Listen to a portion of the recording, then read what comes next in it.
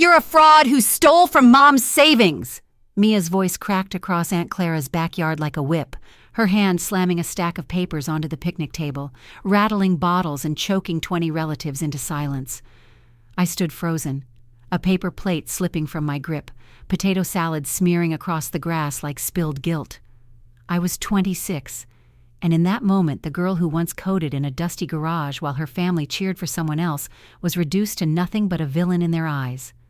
But what cut deeper than Mia's betrayal was Aunt Clara, my one safe harbor, stepping back, her voice trembling.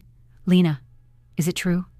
The one person who sent birthday cards when no one else remembered, now doubting me with the same eyes that once saw me as family. And just when their silence screamed the loudest, the backyard gate slammed open. 3 government agents marched in, dark suits sharp against the twilight. One stepped forward, saluted, and said words that turned every accusation to ash. "Ma'am, we salute you.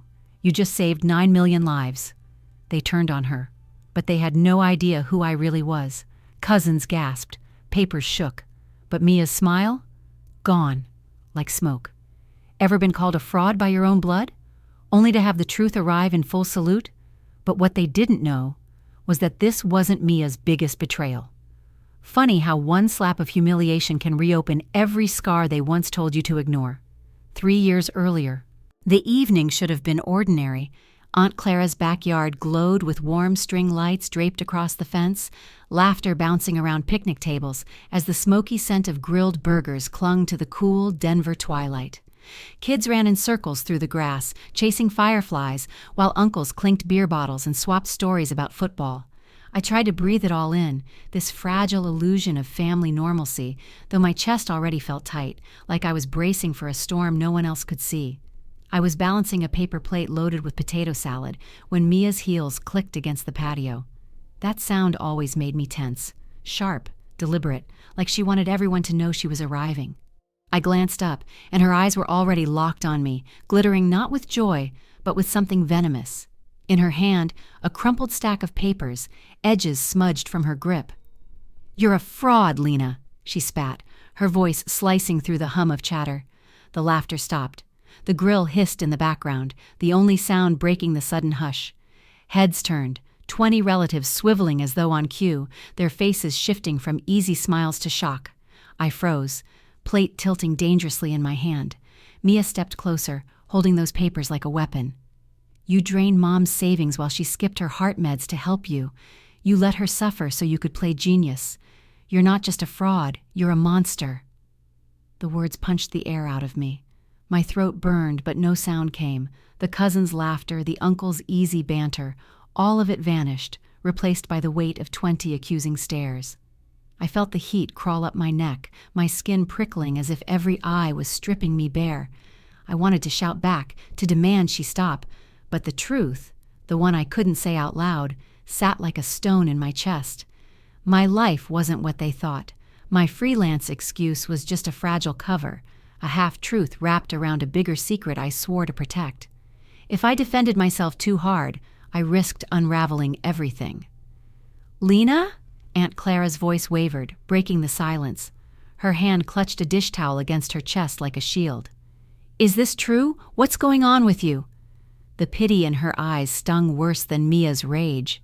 My cousins leaned in, whispering behind cupped hands, and I could almost hear the words, scammer, liar, disappointment. I opened my mouth, but the words tangled. What could I say? That I wasn't a fraud, just sworn to secrecy? That my late nights hunched over a glowing laptop weren't wasted on fantasies, but on something too dangerous, too important for them to know? My hand trembled, the fork on my plate rattling against the paper edge. I remembered all those times Mom had looked at Mia with pride, then at me with confusion. "Why can't you find a real job, Lena?" she had asked. And here, now, Mia wielded that same doubt like a blade. Her voice rose again, sharper, hungrier for blood. "While we all struggled, while I scraped to pay bills, you were laughing at us behind our backs. Do you even care what you've done to this family?" Each word burrowed deeper. The backyard, once glowing with twilight comfort, shrank into a cage of string lights and smoke. I could smell the charred edges of the burgers. The sweetness turned bitter in my throat. Even the air felt heavy, pressing me down as if daring me to admit guilt I didn't carry. I wanted to scream that she was lying, that she twisted the truth, but my silence only made me look guilty. The faces around me blurred, mouths tight, eyes full of betrayal. For a split second, I wondered if maybe I should give in, let them believe I was everything Mia said. Maybe it would hurt less than trying to explain a truth I couldn't share. My chest pounded, the sound of my own heartbeat louder than the crickets outside the fence. Shame scorched me from the inside out.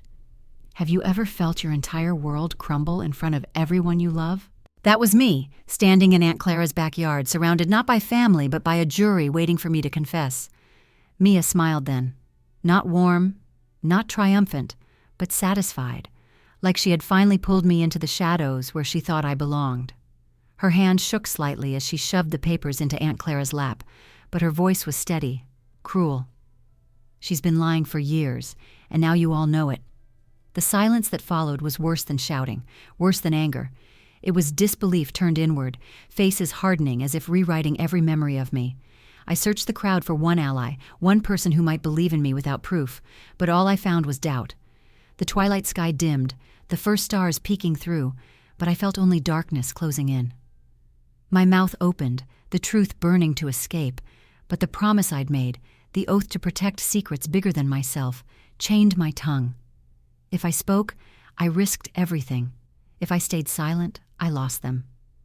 My hands clenched so tightly the paper plate crumpled, potato salad sliding to the grass. No one noticed. No one cared. I drew in a shaky breath, the smoke from the grill stinging my throat.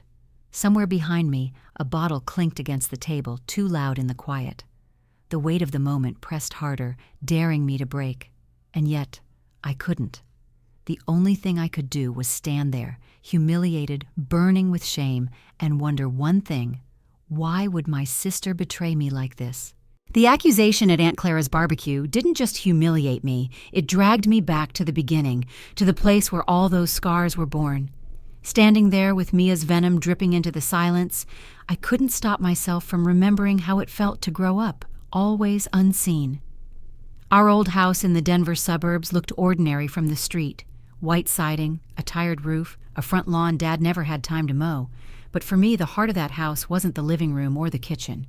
It was the garage, cramped, dusty, dimly lit, the air heavy with oil and sawdust. That garage was my kingdom and my exile all at once.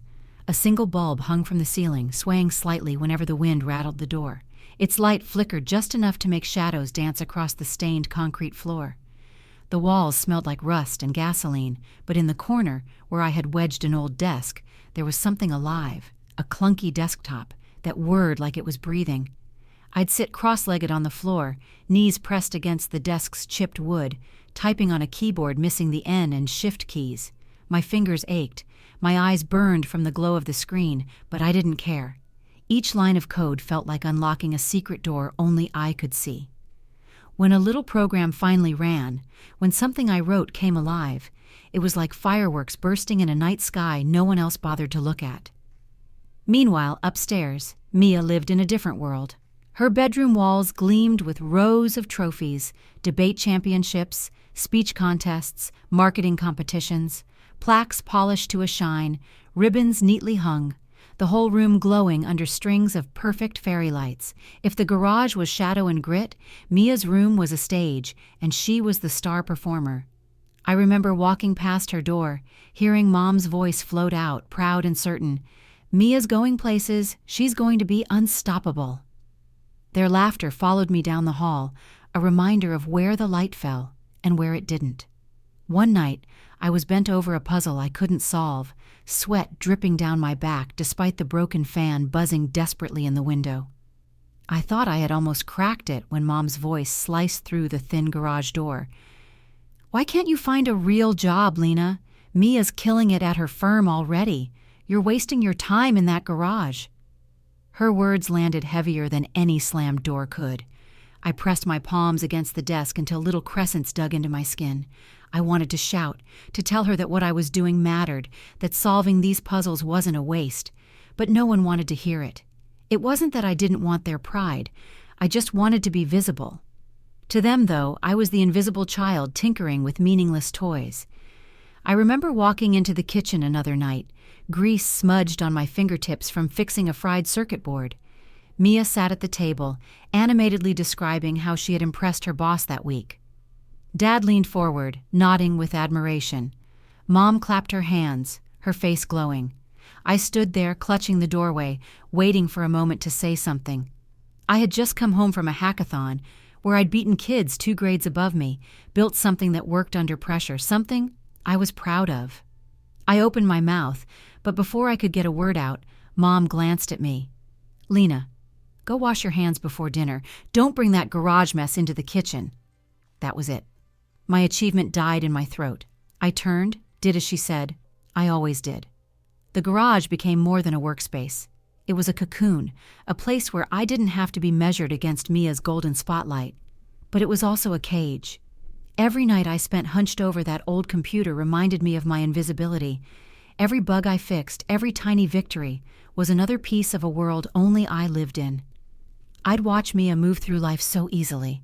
She walked into a room and people turned their heads. She spoke and people listened, nodding like her words had weight. Me? I could pour my soul into a program that solved something elegant, something I thought was brilliant, and when I explained it, all I got were blank stares. "That's nice, honey," Dad would mumble, already drifting back to whatever Mia was saying. The resentment didn't roar at first. It crept in, quiet, almost unnoticeable. But with every smile they gave Mia, every shrug they gave me, it grew. Until one day, I stopped even trying to tell them what I had achieved. Why bother, when they never saw it as achievement at all? There were nights when I lay on the old couch shoved against the garage wall, staring at the cracked ceiling, wondering if I'd ever break free. Would I always be the girl no one took seriously, the girl applauding her sister's success while hiding her own? And yet, deep down, there was a flicker of something else. Sometimes I'd imagine leaving, building something undeniable, something so big, so powerful, that they couldn't ignore me if they tried. I didn't know what it would be yet, but I clung to that dream the way a drowning person clings to a rope. Looking back now, I see the irony. Every long night in that garage, every hour spent debugging and problem-solving was laying the foundation for the person I'd become. Those nights weren't wasted. They were training. Quiet, unseen, but training all the same, for a life none of them could have pictured for me. Still, at the time, it just hurt. It hurt to watch Mia shine while I stumbled in shadows. It hurt to hear my own mother dismiss the thing I loved most as nothing more than a nerd phase. Maybe that's why Mia's accusation at the barbecue sliced me open so easily, because a part of me is still that invisible kid in the garage, desperate for someone to believe in me, desperate to be seen for who I really am. I wondered then, and I wonder still, would I ever escape being the kid nobody took seriously? Why was I always the one overlooked? By the time I was 22, I had finally found a way out of the shadows of that garage. It wasn't the recognition I once dreamed of from my parents or Mia. It was something far more secretive, far more dangerous.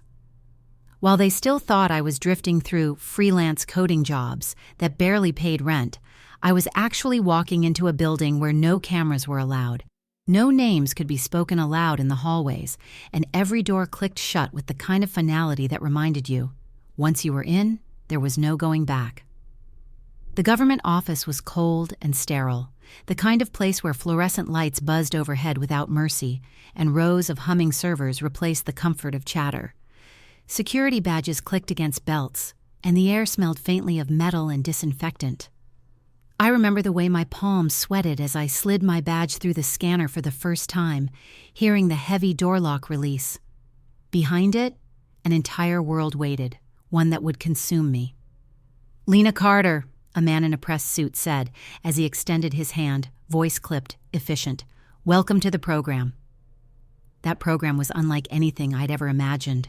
We were a small, faceless unit buried inside national defense, tasked with developing quantum encryption algorithms, shields to guard the country's most sensitive systems against foreign threats. My mind, the one dismissed as a nerdy distraction in my family's eyes, was suddenly a weapon. Every string of code I wrote was no longer a puzzle for fun. It was a line of defense that could mean the difference between lives saved and lives lost. Pride swelled in me the first time my project was approved. I can still feel that rush, the subtle nod from my director, the faint weight of responsibility pressing heavier than any trophy Mia ever flaunted. But with that pride came the chains, a signature on paper, a vow of silence. The program director looked me square in the eye one evening as I shut down my terminal. His words etched themselves into me. "Lena, your encryption saves lives. Tell no one, not even family." And I didn't. At home in my cluttered little apartment, I kept up the charade. My desk was covered in empty mugs and tangled cords, and in the corner sat my father's old laptop, still scuffed from years of use. When my phone buzzed with texts from cousins asking what I was really doing these days, I'd type back vague answers, just more freelance work. When Mom sighed over the phone about how Mia was thriving while I hid behind that computer, I bit my tongue. Better to let them think I was underachieving than risk spilling even a hint of the truth. But the silence was lonely. Nights stretched long, my fingers tapping code into classified servers while my apartment echoed with nothing but the low hum of my outdated fan. Sometimes I wondered if being invisible to my family was safer than letting them in. Other times, it felt like suffocating. And then the emails started. At first I thought they were spam. The subject lines were vague. He knew. Check his files. Don't trust them. The sender's address was always scrambled, anonymous, impossible to trace. But when I finally opened one, my blood went cold. It mentioned my father, dead for years, hinting at debts, hidden files, things he left behind that I'd never known about. I remember sitting at that desk, the glow from my laptop throwing harsh light across the clutter. My chest tightened as I scrolled, heart hammering. Could these be real? Who was sending them? I dug out Dad's laptop from the corner, brushing away a thin layer of dust. The keys were sticky, the screen faintly cracked, but it booted slowly, almost reluctantly. I typed in the old password he'd once let me set for him. A flicker of nostalgia hit me, being a kid again, helping him fix this very machine while Mia rolled her eyes from the doorway. But nostalgia quickly curdled into unease as I realized there were folders I'd never seen before, files locked under encryption even I struggled to break. My hands trembled as I tried. It wasn't just technical, it felt personal, like Dad had hidden something from me on purpose, something I wasn't supposed to find. I leaned back, staring at the ceiling of my apartment, paint peeling in thin strips. Why would Dad keep secrets like this? And why now? Why, years after his death, were anonymous emails pointing me toward them? Hiding my work felt noble, like protecting my family from the weight of what I carried. But those emails, they made me question everything. Had I been protecting them, or had I been blind to a danger that lived inside my family all along? The program gave me purpose, but it also cut me off. Every day I went to that sterile office. Every line of code I wrote to guard the nation. I felt both stronger and lonelier. My family still thought I was floundering, freelancing, wasting time, and maybe that was safer for them. But at night, staring at Dad's old laptop and those cryptic emails, I couldn't shake the feeling that the biggest threat to my life wasn't out there in the world. It was right here, buried in the past I thought I understood. The sharp ping of my inbox broke the silence like a pebble shattering still water. It was a simple sound, yet in the quiet of my Denver apartment, it echoed too loudly, making me set down the mug of coffee I'd been holding. The apartment was dim except for the faint glow of my laptop screen. Outside, the muffled sounds of traffic drifted up from the street, tires hissing on wet pavement after a brief afternoon rain. I dragged the laptop closer, the keys cold against my fingertips, and there it was. Her name, Aunt Clara. My chest tightened even before I clicked. Clara's messages always carried a warmth that disarmed me, a kind of tenderness that reminded me of childhood safety. She was the only one in the family who never looked at me like I was wasting my life. But tonight, something in me already braced for the weight her words would bring. Her email filled the screen. "Lena, we need you at the barbecue. Let's heal this family." I read it once, twice. Then a third time, as if the letters might rearrange into something less daunting. Heal. Family. The words pressed against my chest like a weight I wasn't sure I could carry.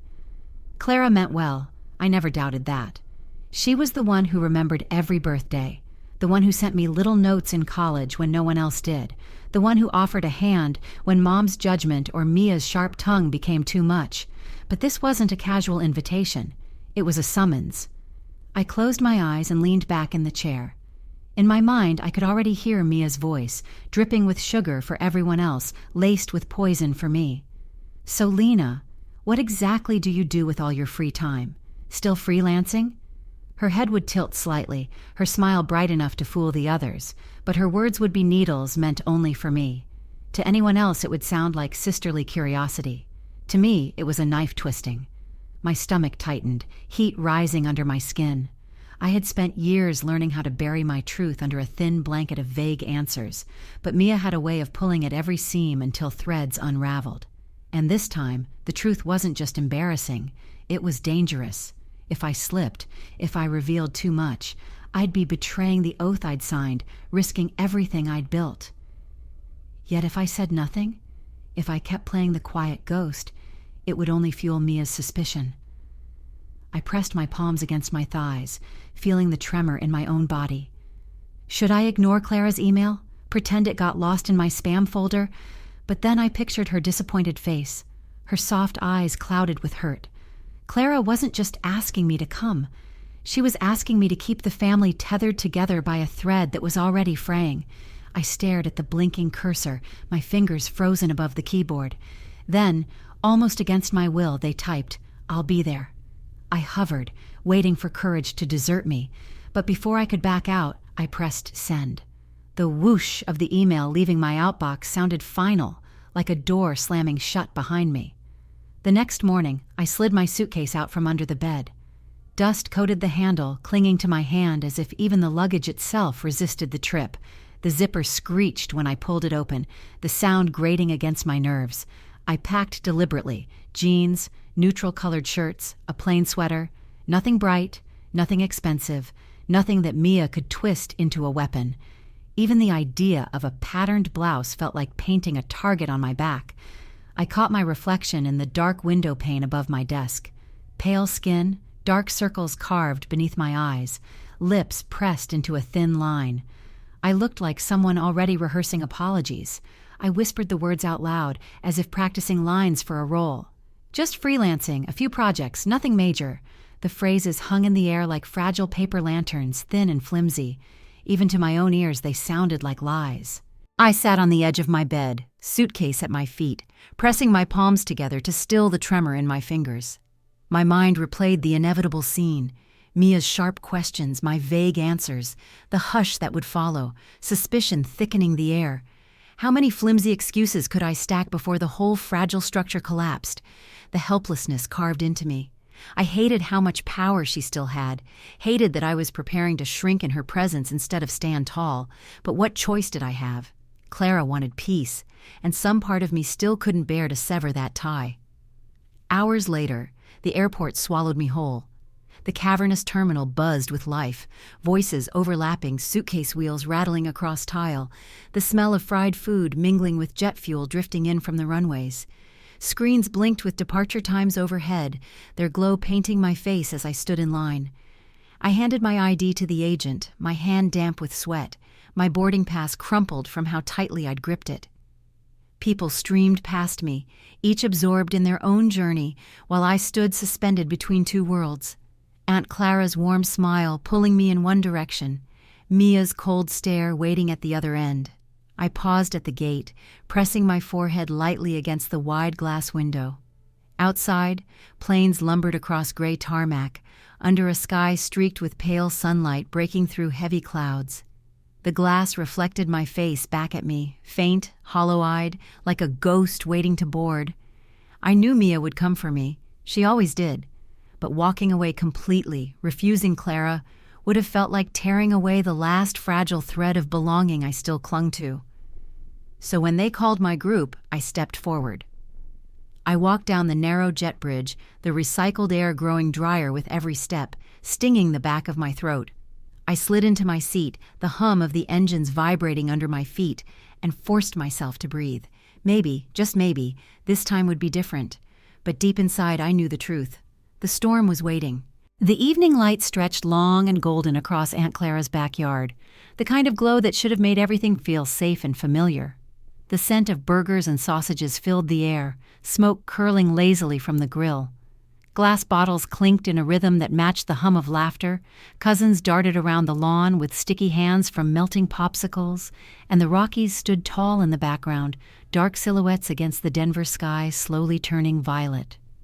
I sat at the edge of one of the picnic tables, my paper plate balanced in my lap, listening to the ebb and flow of small talk. For a brief moment, the world almost felt ordinary. I almost believed I could sit here, blend into the noise, and pretend that nothing was waiting to unravel, but my skin prickled with a restless awareness. Every sound, the sizzle of fat dripping onto coals, the buzz of mosquitoes near the citronella candles, felt sharper, as if the air itself knew what was coming. Then her voice cut through. "So, Lena!" Mia called, just loud enough that everyone could hear, her tone wrapped in sweetness but sharpened underneath. "Still bouncing around with no real job? Where's the money coming from, huh?" The yard fell into a hush. It was subtle at first, the laughter dying down, forks pausing midair, cousins exchanging glances, but soon the silence was undeniable. Even the crickets seemed to pause their chirping. My chest tightened, heartbeat slamming against my ribs. I turned slowly, meeting Mia's gaze across the flickering glow of the grill. She leaned one elbow against the counter, beer bottle in hand, her smile polished, practiced, but her eyes, hard, glittering, burned with accusation. Freelance," I managed, my voice steady on the surface, though my throat felt scraped raw. "Little projects here and there." The words felt thin, rehearsed, brittle. Because they were. I had practiced them 100 times in my apartment, whispering them like mantras, shaping them into armor. But under Mia's gaze, they felt like paper shields against arrows. Uncle Ted chuckled, his laugh too loud, too forced. He slapped his palm against his thigh and said, "We're just looking out for you, Lena. Family's got to make sure you're steady." I nodded, forcing my lips into something that resembled a smile. "I know," I said softly.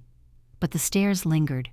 My cousins shifted uncomfortably, their eyes darting between Mia and me like spectators unwillingly caught in a match. The laughter that had once rolled through the backyard now hovered like smoke, waiting, cautious, bracing. Mia tilted her head, that familiar gesture of mock innocence. "Little projects, huh?" She swirled the beer in her hand, amber liquid catching the last of the light. "Funny, because most people with side gigs don't manage out-of-town trips or brand new laptops every year. Sounds more than casual to me. Unless, of course, you've got a secret investor." Her words were like knives, deliberate and gleaming, each one cutting closer. I let out a short laugh, brittle, breaking too quickly. "It's not glamorous," I said, pressing down the tremor in my chest. "Sometimes you just take whatever work you can get." But I saw the flicker cross her face, the twitch in her smile, the tightness around her jaw. This wasn't curiosity, it was resentment. Years of watching her own career stall, her trajectory flatten, her sparkle dim. And now she couldn't stand the idea that I, the sister always dismissed, might be standing taller than she was. The conversations around us thinned further, voices growing quieter, as though the whole yard leaned in. Even Aunt Clara, spatula in hand, paused mid-turn at the grill, her shoulders tense, her back too straight, like she sensed the balance of the evening tilting. My breaths came shallow, too fast. The cool breeze that had felt refreshing minutes before now pressed heavy against me, hot, suffocating. The smoke curled tighter, acrid, bitter in my throat. Mia leaned closer, firelight painting her face in sharp lines, making her smile gleam like a blade. "Come on, Lena," she murmured, but her voice carried, clear enough for all to hear. "Don't play coy. You've been keeping things quiet, a little too quiet. What exactly are you hiding?" The plastic of my plate bent under my grip, the edge digging into my palms until my knuckles whitened. Every instinct screamed to fight back, to throw the truth in her face, but the chains of my oath held fast. I couldn't tell them, not here, not now, not ever. "I'm not hiding anything," I said, my voice low, deliberate, steady only by sheer force of will. Her eyes narrowed, lips curling into something just shy of a smirk. She didn't believe me. She didn't want to. This wasn't about finding answers. This was about tearing me apart in front of them all. The sky deepened above us, bruised purple, the first stars flickering faintly through the darkening veil. The Rockies stood silent, immovable, while inside Clara's yard the atmosphere cracked under invisible weight. Laughter tried to restart but sputtered out hollow, punctured by the tension clinging to the air. Every snap from the grill sounded violent, every scrape of a chair like a warning shot. The breeze carried the scent of charred meat, thick and bitter, as though the air itself wanted me to choke. Her questions were knives, and I was bleeding silently, every word testing how long I could keep my secrets before they ripped free. I sat there, chest tight, pulse roaring in my ears, knowing this was just the beginning. The storm hadn't broken yet, but it was coming. And the worst part? Everyone around that table already knew it too.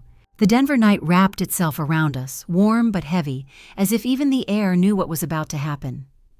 The smoky scent of grilled meat clung stubbornly to my hair, the glow of string lights overhead casting uneven shadows across Aunt Clara's yard. Voices had been lively minutes before, but now conversations dwindled to nervous murmurs, the atmosphere brittle. My chest was already tight from Mia's pointed questions. I thought the worst had passed. I was wrong. She stood suddenly, the scrape of her chair cutting through the night. In her hand was a bundle of papers, edges fluttering like trapped birds. She slapped them onto the picnic table with such force the bottles rattled, amber beer fizzing over rims. The sound was sharp, final. "You're a fraud, Lena!" Her voice, shrill and venomous, carved through the yard. Every head turned, forks froze midair. "Stealing Mom's life savings to play tech star while we all struggle. You've been laughing at us behind our backs." The words hit like a whip, lashing open every insecurity I'd carried since childhood. My name echoed in gasps. "Lena?" "Stealing?" someone whispered, but the sound blurred under the pounding in my ears. My eyes darted to the papers.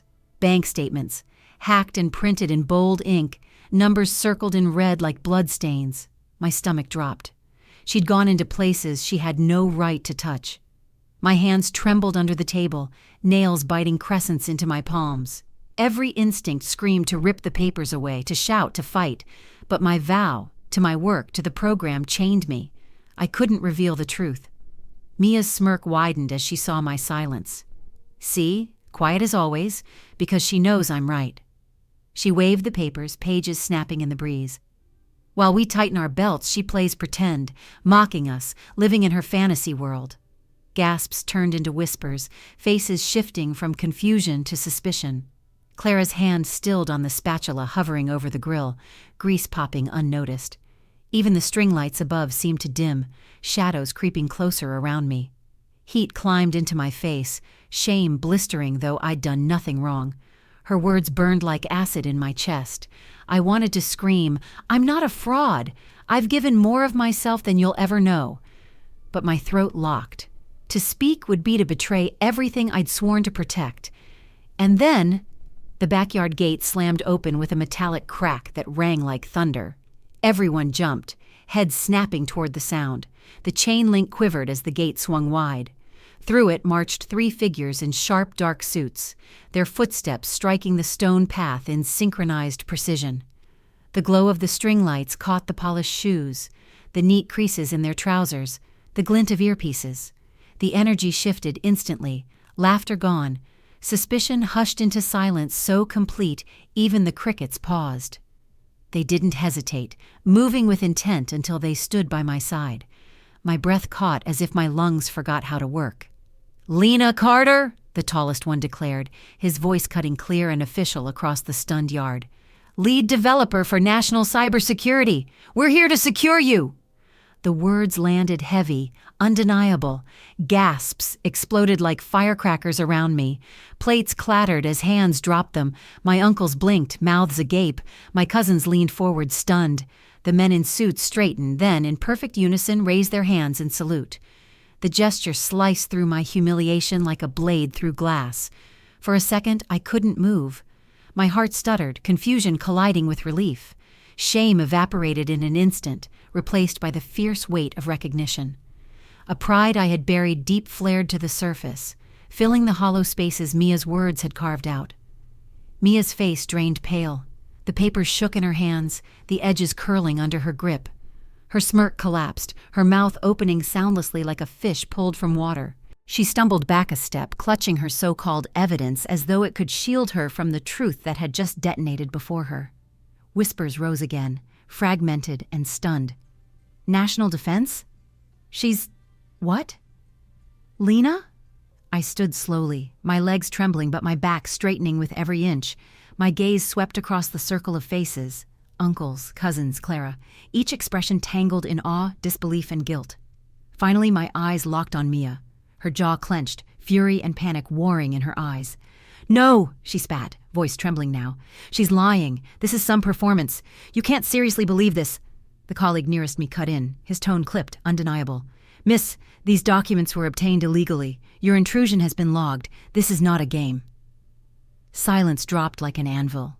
Every gaze swung back to Mia, suspicion no longer on me but radiating onto her. The air thickened with realization, the shift almost audible. Her words had seared me, but their salutes rebuilt me, brick by brick, heartbeat by heartbeat. Yet even as relief washed through me, even as vindication gleamed in my chest, the wound of betrayal remained raw. Because my own sister had gone this far, had gutted me in front of everyone, hoping to break me. I inhaled, the night sky opening above, stars freckling the dark expanse. It felt surreal. Me, standing taller than ever, flanked by colleagues who represented the life I'd kept hidden, facing a family frozen in shock.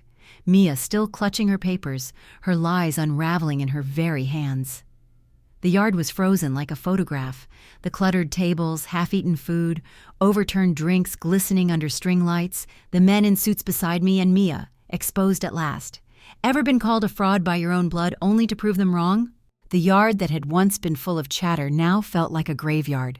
The string lights that dangled above the picnic tables buzzed faintly, their glow sickly against the smoke that still curled from the grill. Plates of food sat abandoned, burgers half-eaten, corn shriveled to ash, paper cups tipped over and dripping into the grass. The festive laughter from earlier had curdled into silence. You could almost hear the weight of it pressing down on every person there. My colleagues stood tall in their crisp suits, their very presence forcing a hush. Their faces were unreadable, professional masks that belonged in a world far outside this backyard, but their words carried the sharpness of knives. The tallest among them, his voice low but steady, looked at my family as though they were witnesses to something far larger than they could grasp. "Her hack breached secure channels," he said. Every syllable landed heavy, like gravel pouring into an open grave. "Critical data was exposed. That leak endangered lives. Real people out there are at risk now." Gasps, audible, sharp, like the air had been punched from the lungs of everyone around me. My aunt's hands flew to their mouths, painted nails trembling. My uncles shifted uncomfortably, eyes darting anywhere but at Mia. Cousins who had been quick to laugh earlier now stared wide-eyed, their amusement drained into horror. And Mia, her smirk, that smug tilt of her chin, vanished as if someone had ripped it off her face. She went pale, her lips quivering. Her voice cracked when she spoke, too thin, too desperate. I didn't mean for it to go that far." Her eyes flicked from face to face, searching for sympathy, clawing for it. "I just wanted to prove she was lying. I didn't think... It wasn't supposed to matter. It wasn't supposed..." Her words tangled, collapsed under their own weight. Clara's shoulders slumped as if she'd aged 10 years in a breath.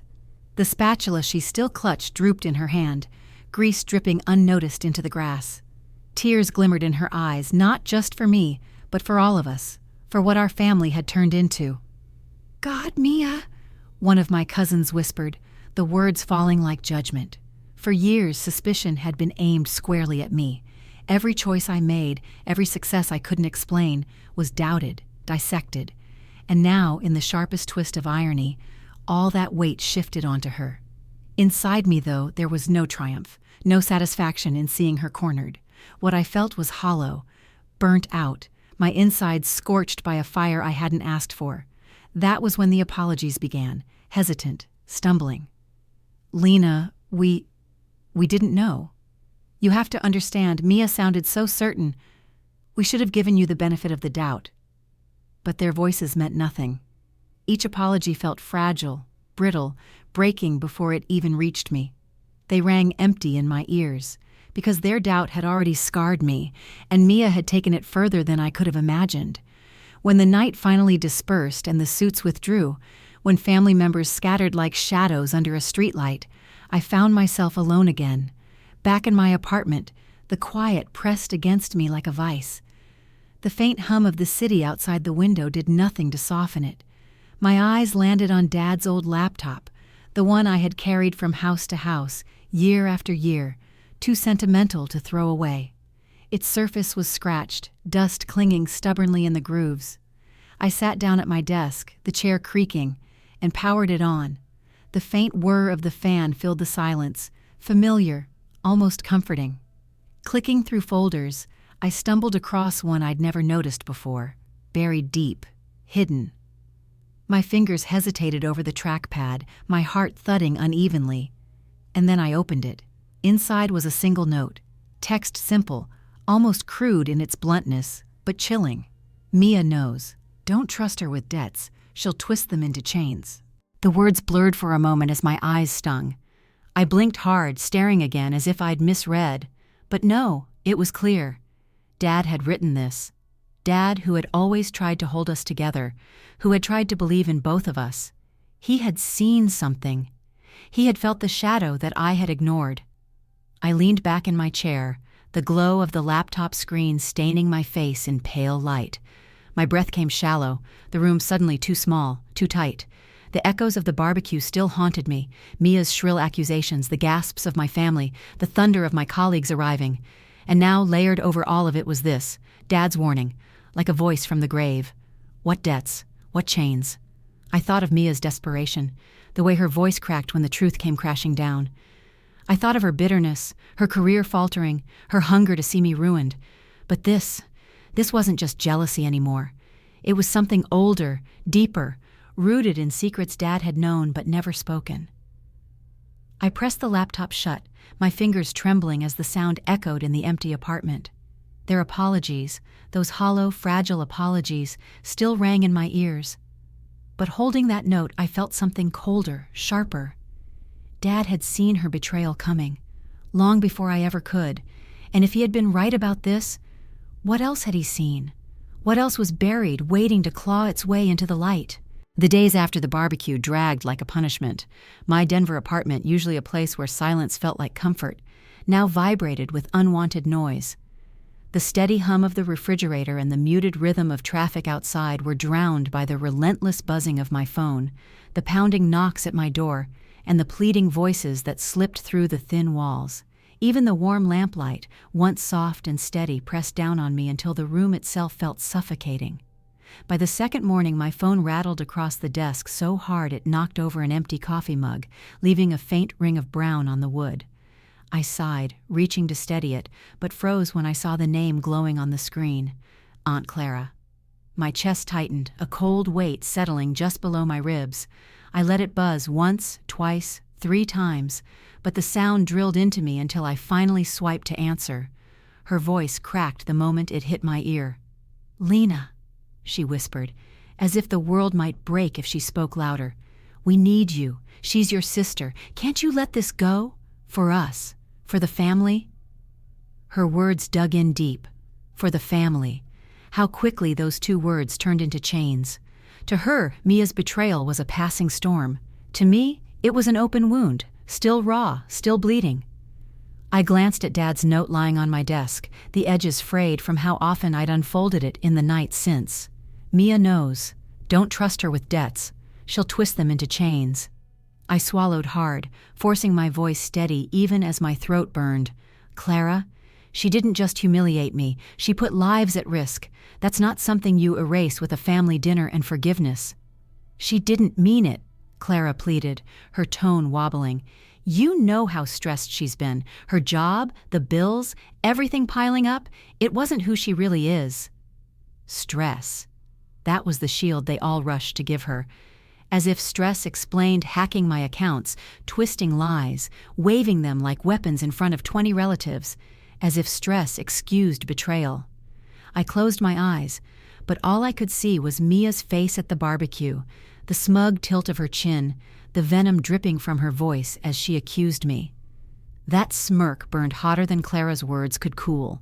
When I hung up, silence returned, but only for a moment. By late afternoon there was knocking, first soft, then insistent. Voices rose just beyond the door until I relented and opened it, shoulders rigid. 2 cousins stood in the hallway, faces pale under the flickering light. One shifted, eyes fixed on the floor. "Lena," he muttered, his voice uneven. "She's not a bad person. She messed up. We were wrong to doubt you, but Mia, she regrets it. You know she does." The other cousin jumped in, his tone too quick, too polished. "We shouldn't have believed her lies, but don't let this destroy us. Don't let her mistake tear the family apart." The word family echoed again, dull and cracked. Family, the same people who turned against me without hesitation, who had gasped at her lies instead of questioning them. And now they wanted me to be the one to stitch the rift closed, to carry the weight of forgiveness like another burden. I gave them nothing but a tight nod before closing the door. My anger, trembling at the edge of release, stayed caged behind my teeth. Alone again, I collapsed onto the couch, the leather sticking faintly to my skin in the stuffy air. The city lights bled through the blinds, cutting restless stripes across the walls. Shadows seemed to shift with every passing car, crawling toward me as if to remind me I couldn't escape. My chest rose too quickly, each breath shallow, as though the walls themselves were closing in. Their apologies clashed violently with their demands, replaying in my head like a broken chorus. "Forgive Mia, protect Mia. She didn't mean it. She's blood." But those words scraped against the scar, etched into me. The smirk, the voice, the calculated cruelty of her betrayal. I pressed Dad's note tighter in my hand until it crumpled, fragile yet unyielding. His warning rang louder than the phone's buzz or the knocks at my door. She'll twist them into chains. What debts had he meant? What motives lay hidden beneath her mask of jealousy and stress? I leaned forward, elbows on my knees, head cradled in my palms. My breath fogged in the silence, their voices replayed like ghosts, pleading, crying, insisting she hadn't meant harm. But when I closed my eyes, I saw only her smirk, the gleam of satisfaction in her eyes as she cut me down in front of everyone I loved. That moment had carved itself too deep to erase. They wanted me to save her, to pretend nothing had happened, to let blood weigh more than betrayal. But what they didn't understand was simple.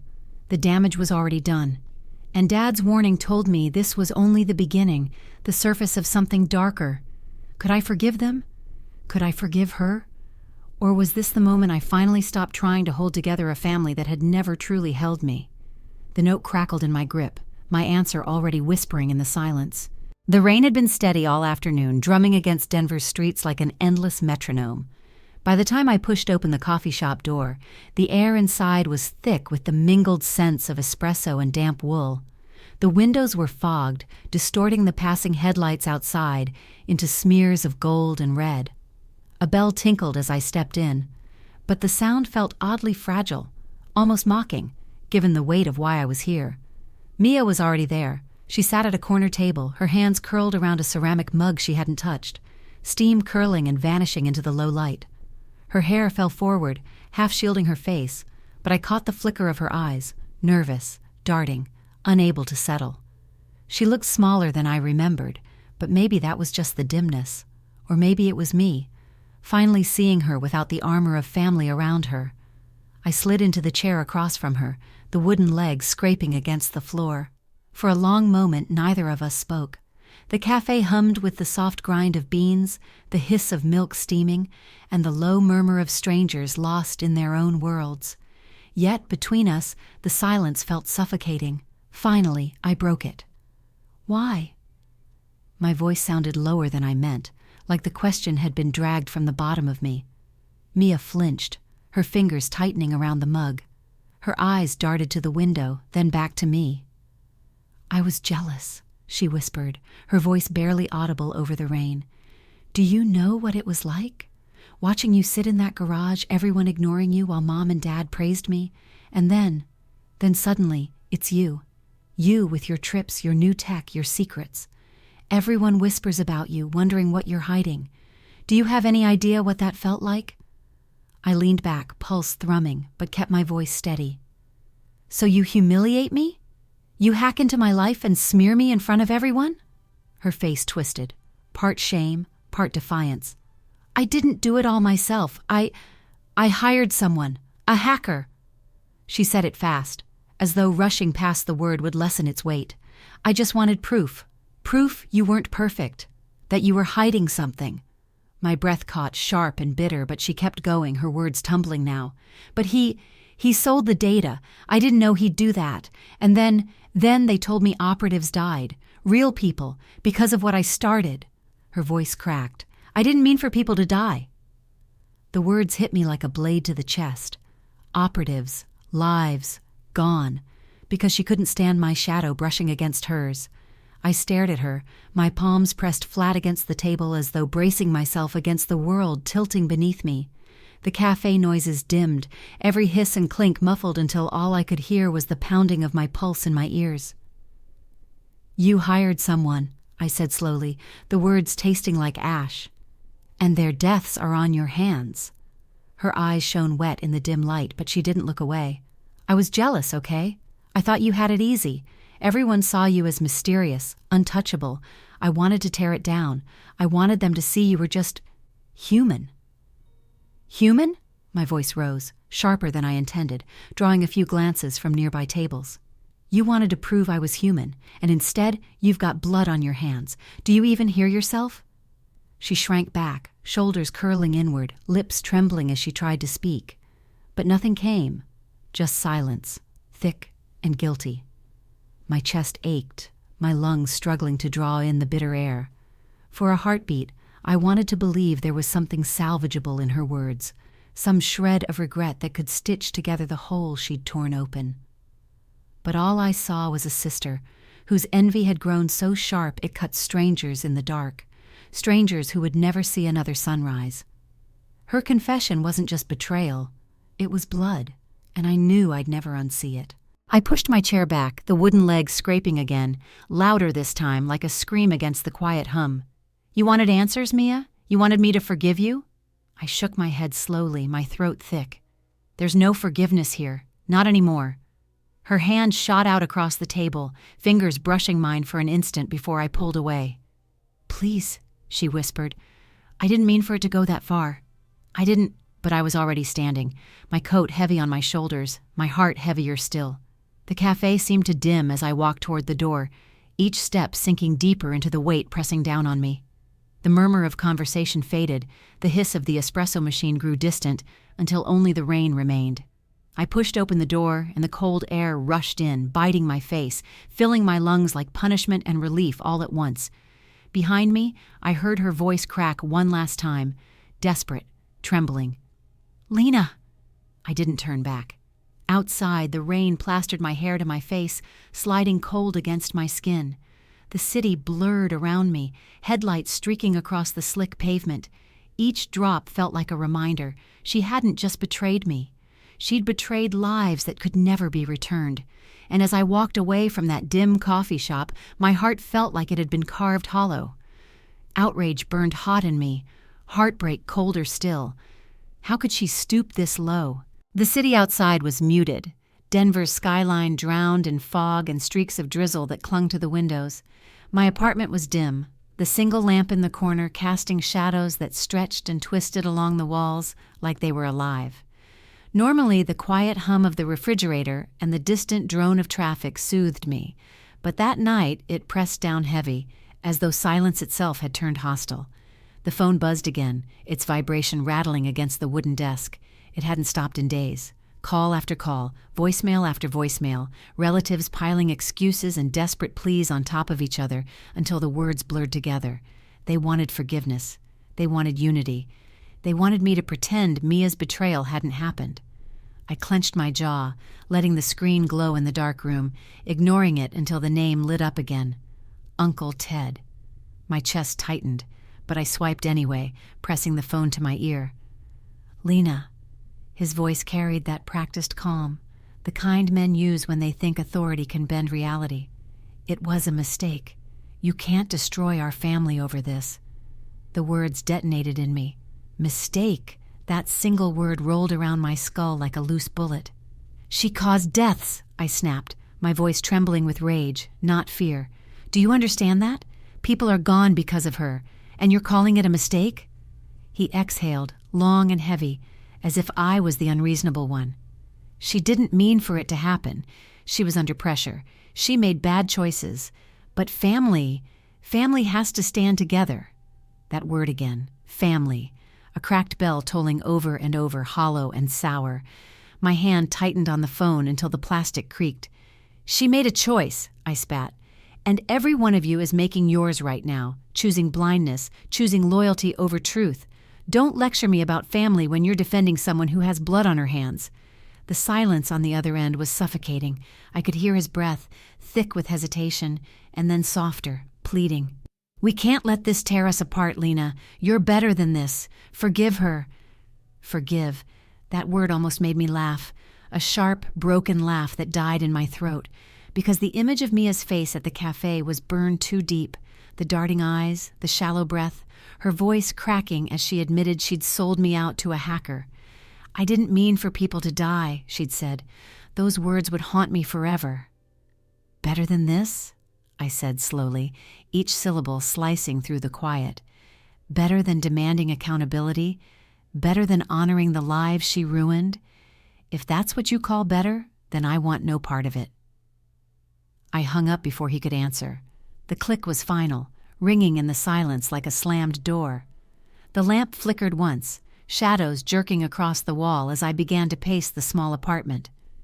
The air felt thick, humid with the remnants of the rain outside. I could almost hear the echoes of other voices crowding the room, each one pressing against me like ghosts. Clara's voice, tearful and fragile. She's your sister. Can't you let this go? The cousins rehearsed lines. She's not a bad person, just messed up. Now Ted's steady insistence. It was a mistake. Forgive her. They begged for unity. They begged for peace. But all I saw was their blindness to the blood her choices had spilled. I collapsed into the couch, leaning forward with my elbows on my knees, my hands covering my face. The blinds cut the city's light into stripes across the walls, flickering with every car that passed. My apartment, once a refuge, now felt like a cage. The air was too warm, too still, suffocating. I turned my head toward the desk. Dad's note lay there, frayed and worn from how many times I had unfolded it, read it, memorized every curve of the letters. Mia knows. Don't trust her with debts. She'll twist them into chains. The paper crackled as I picked it up again, clutching it tight in my hand. His warning had been clear. He had seen something in her long before I wanted to admit it, and now, staring at those words by the dim glow of the lamp, I realized just how right he had been. How could they not see it? How could they still defend her? I pressed my forehead against the cool glass of the window, breath fogging the pain as I whispered to no one, I will not forgive this. The words hung in the air, heavier than any plea I'd heard. For years I had bent myself in knots to keep this family together, to earn their approval, to be seen. But now, their voices were nothing but chains, trying to drag me back into silence. Not anymore. They could defend Mia until their dying breath, but I would not. Not when their unity came at the cost of justice. Not when their loyalty came at the cost of innocent lives. I pulled back from the glass, the city blurred behind streaks of condensation, my reflection faint but defiant in the pain. My shadow stretched long against the wall, cast sharp by the flickering lamp. For the first time, I felt no shame in standing alone. The reckoning wasn't over. It was only beginning. The apartment was quiet except for the low hum of my laptop, its blue glow flickering across the walls. Outside, Denver's skyline sparkled, glass towers catching the last remnants of night like shards of light scattered across a dark canvas. Normally, I would have welcomed the silence, my one refuge, but tonight the quiet was pierced by a storm I hadn't expected. My phone wouldn't stop buzzing, not with family this time, but with notifications, hundreds, then thousands, stacking so quickly I could barely keep up. Screenshots, mentions, links, my name flashing across places I never imagined it would. It started with a forum post. A colleague, one of the few who'd stood beside me through the chaos, had leaked my story, not for drama, but to shield me from the shadows Mia had cast. The thread began quietly. Lena Carter's a hero, betrayed by her own sister. Just a few words, tucked between lines of code and chatter about firewalls and data leaks. But within hours, it had spread like wildfire. Headlines began popping up. Cybersecurity star sabotaged by her own blood. Another shouted, National defense work compromised, the sister who tried to break a hero. Then came the comments. I scrolled, numb and awed, through strangers lifting my name higher than I had ever lifted it myself. She's been protecting people for years and stayed silent. That's strength. Quantum encryption led, betrayed by family. This is straight out of a novel. Imagine saving lives in silence, only for your own sister to knife you in the back. Respect to Lena Carter. Hero. The word repeated, flashing again and again, each use louder than the last. I hadn't asked for it. I hadn't even dreamed of it. Yet here it was, printed and reposted, a truth finally louder than Mia's venom. For the first time in months, I felt the tightness in my chest begin to loosen. Vindication. It tasted sharp, like biting into something you'd craved so long you almost forgot it was real. But relief never came alone. The glow of the laptop screen drew my eyes sideways to the older machine on my desk. Dad's battered relic, its surface still scarred from years of use. Dust clung to the keys, stubborn and heavy, as if time itself had tried to bury what lingered inside. That note, Mia knows. Don't trust her with debts. She'll twist them into chains. Still haunted me. I hadn't unraveled it fully, and with the world suddenly watching me as a hero, I knew I couldn't leave the ghost of his warning unanswered. I powered it on. The whir of the fan was louder than I remembered, like the machine itself resented being disturbed. File after file flickered across the screen, decades of memories hidden inside its creaking drive, and then I saw it, a buried draft, unsent but deliberate, Dad's words frozen in digital ink. I read them once, then again slower, each word sinking deep. He hadn't just meant debts in the financial sense.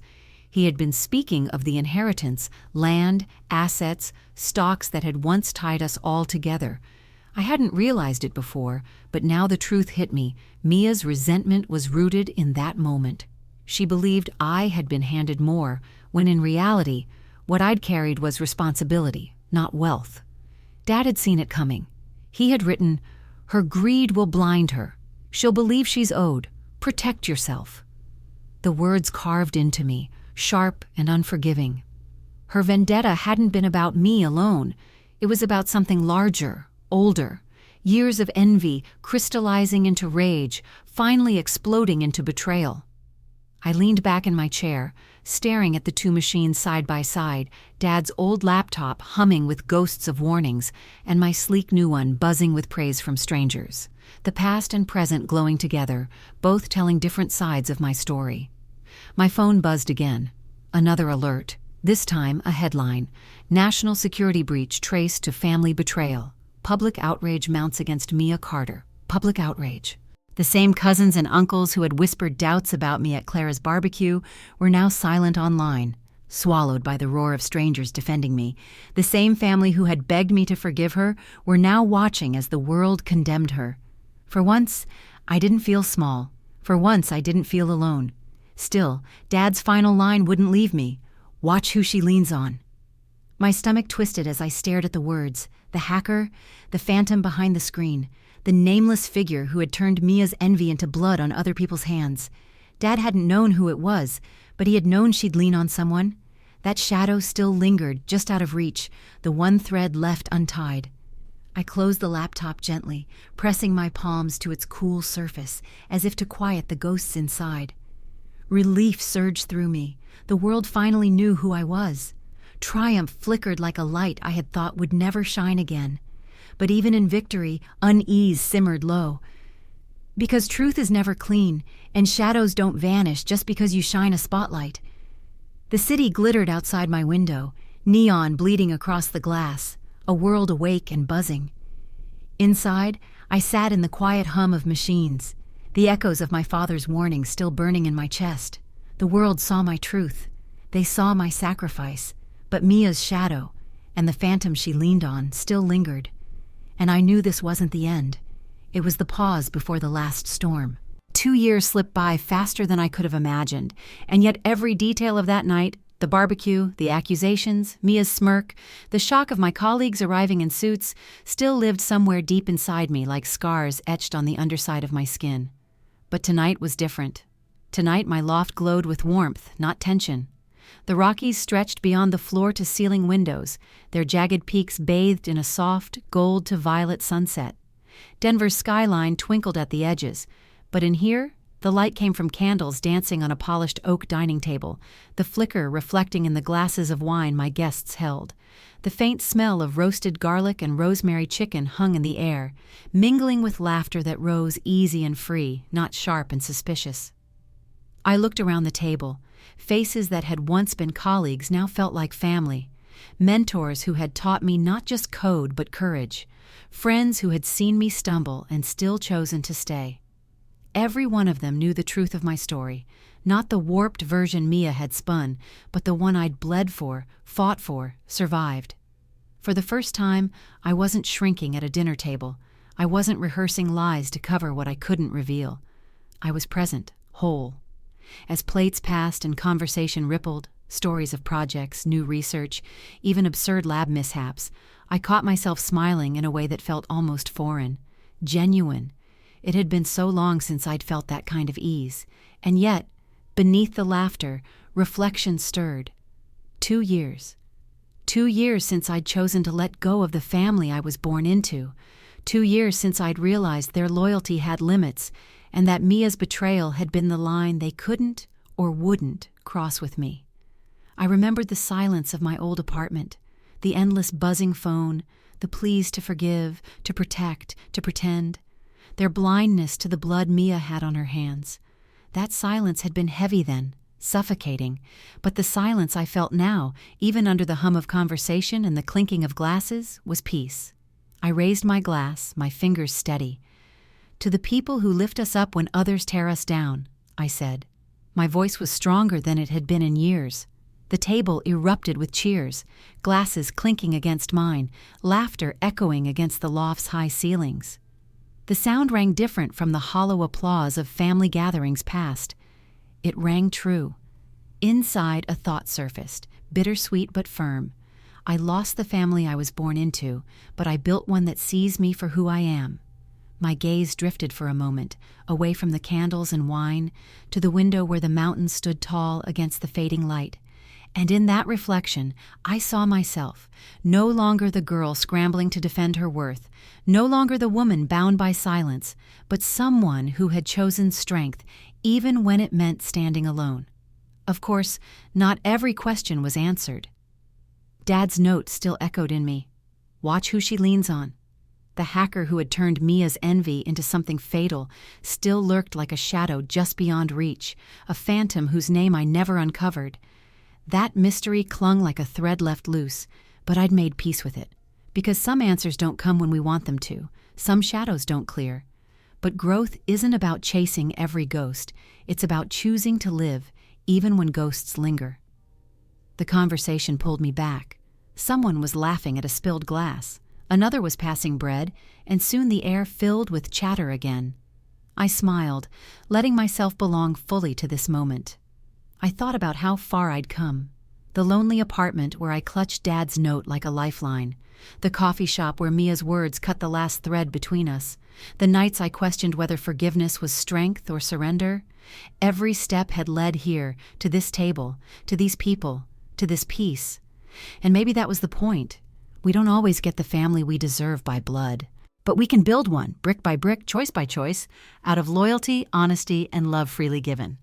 I looked around again. At every face lit by the glow of candles and the reflection of mountains beyond glass, and felt something I hadn't allowed myself in so long. Gratitude. Gratitude for the betrayal that had broken me. Gratitude for the silence that had forced me to grow. Gratitude for the people who had stepped into the space Mia and the others had left behind. I lifted my glass one more time, softer this time, just for myself. To resilience, I whispered, because that was the thread tying it all together, the silence, the smirk, the scars, the laughter tonight. Resilience. And if you're listening, if you've ever been doubted by those closest to you, if you've ever felt the sting of betrayal from people who should have held you the tightest, hear me. You are not alone. Your voice matters. Your strength matters. And the family you choose, the ones who see you, lift you, and honor you, will be worth more than the ones who only break you. So share your story. Comment below. Tell me how you rose when others tried to bury you.